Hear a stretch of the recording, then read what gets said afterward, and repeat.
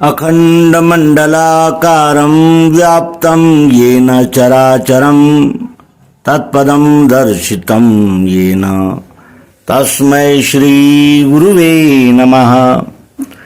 अज्ञानान्धस्य लोकस्य ज्ञानाञ्जनशलाकया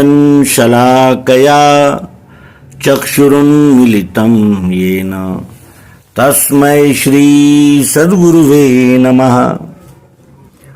अध्यात्म विश्व विज्ञान यूट्यूब चैनल पर शंका समाधान स्वानंद प्रश्न मंजूषा में आप सभी मित्रों का हार्दिक स्वागत करते हैं और आपने अब तक दिए हुए सहयोग और उत्साहवर्धन का धन्यवाद व्यक्त करते हैं।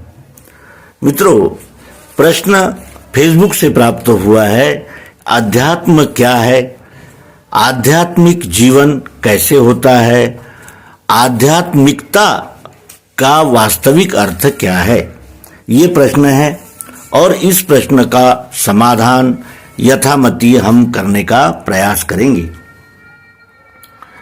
अध्यात्म में यदि हम संधि विग्रह करें तो अधि प्लस आत्मन ऐसे दो पद होते हैं। अधि का अर्थ होता है उसकी ओर यानी उस दिशा में, और अध्यात्म का अर्थ होता है आत्मा जान लेने की दिशा में प्रवृत्त करने वाला शास्त्र। यानी अध्यात्म वो है जो आत्मा को जानने की दिशा में हमें मार्गदर्शन करता है, हमें आत्मा का दर्शन कराता है, आत्मा को जान लेने में सहायक होता है। ज्ञानम विज्ञान सहितम यत् ज्ञात्वा मोक्ष से शुभात, यह गीता के 9वें अध्याय का जो पहला श्लोक है, क्या कहता है वो श्लोक? कहता है कि ज्ञान विज्ञान सहित। तो ज्ञान क्या है? जो भी हम जानकारी जुटाते हैं वो ज्ञान है, और उस ज्ञान को प्रत्यक्ष व्यावहारिक पद्धति से जब जांचते हैं यानी प्रयोग करते हैं तो वो विज्ञान हो जाता है। तो ऐसा ज्ञान जो विज्ञान सहित है उसको प्राप्त करके फिर मोक्ष से शुभात यानी मोक्ष को हम प्राप्त कर सकते हैं। तो ये ज्ञान विज्ञान सहितम यज्ञ ज्ञात्वा मोक्ष से शुभात, ये क्या है? तो ये विश्व के मूल तत्वों का खोज करने वाला, अनुसंधान करने वाला, प्रत्यक्ष प्रायोगिक अनुभव करने वाला विज्ञान है। और अध्यात्म आत्मा का शोध लेता है, और बाह्य ये विज्ञान का विषय है यानी भौतिक विज्ञान का विषय है। अंतःसृष्टि यह अध्यात्म का विषय है, और जो देखा जाता है उस दृश्य का शोध यानी खोज विज्ञान करता है। देखने वाला दृष्टा अध्यात्म की कक्षा में आता है, और मन और बुद्धि के पार का जो प्रदेश है वो अध्यात्म का शोध विषय है, वही अध्यात्म का क्षेत्र है। और अध्यात्म शास्त्री ये अंतरंगची अधिकारी ये, इस प्रकार जो ज्ञानेश्वर महाराज कहते हैं।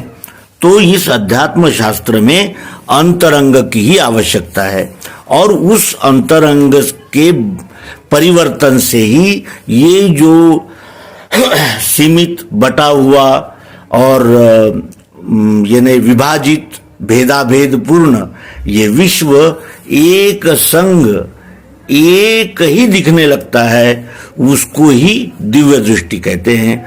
उस दिव्य दृष्टि से ये विश्व एक इकाई है, इसका प्रत्यक्ष अनुभव होता है, और ये अनुभव देने वाले विज्ञान को ही अध्यात्म कहा है।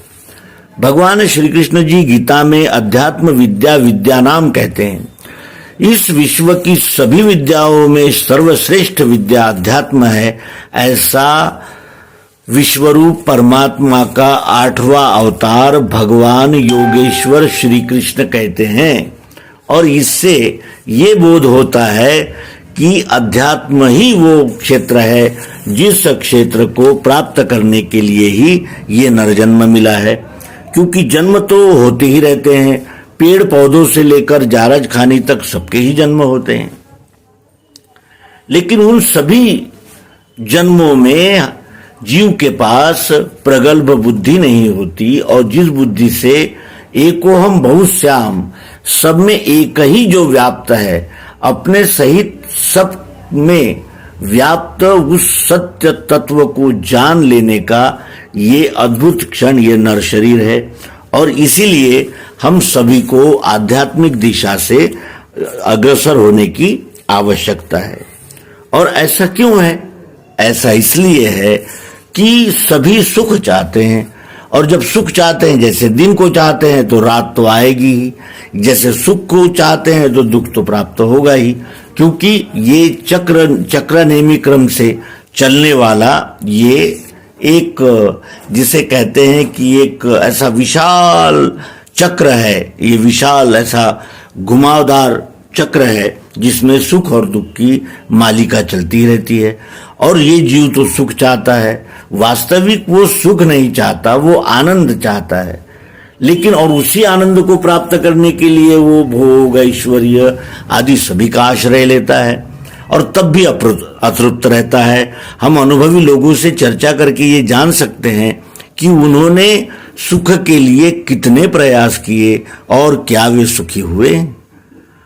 सुख दुख ये हिंडोला है जो आनंद के यानी स्थान पर पहुंच गया, जो इन दोनों का साक्षी हो गया, उसी को भगवान श्री कृष्ण गुणातीत हो कहते हैं, और अर्जुन को उपदेश करते हैं कि तुझे गुणातीत होना है। इस प्रकार यह अध्यात्म क्षेत्र है। अध्यात्म क्या है और अध्यात्म से क्या मिलता है, तो इसके लिए यही उदाहरण सक्षम है कि खाना खाने से क्या मिलता है, भूख का क्षमण होता है। उसी प्रकार अध्यात्म विद्या को जान लेने पर अज्ञान का समापन हो जाता है, और हम उस अव्यय अविनाशी आत्मा को यथार्थतः जानकर कि वही मेरा स्वरूप है, कुछ समय के लिए इस शरीर को धारण करके कार्य करने के लिए हम सब अवतरित हुए हैं। वास्तव में हम आत्मा ही है। अहम आत्मा गुणाकेश, ये भगवान श्री कृष्ण जी कहते हैं।